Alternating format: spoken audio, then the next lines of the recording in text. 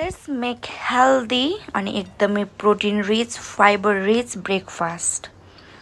यो चाहिँ मुसुरो दाल हो। मुसुरो दाललाई चाहिँ मैले आधी घन्टा 1 घन्टा जस्तो भिजाइदिएँ है। अनि भिजाएपछि मजाले मिक्सरमा ग्राइन्ड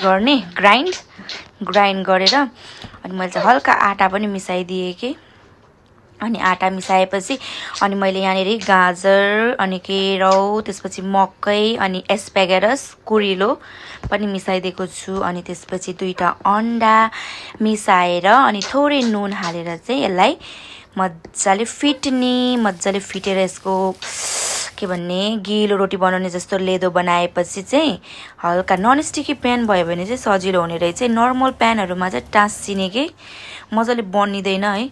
ननस्टिकीमा खाना राम्रो हुन्न त भन्छ, तर के गर्ने कस्तो मजाले बन्छ ननस्टिकीमा। त्यसपछि मैले बनाए फटाफट गिलो रोटी। यो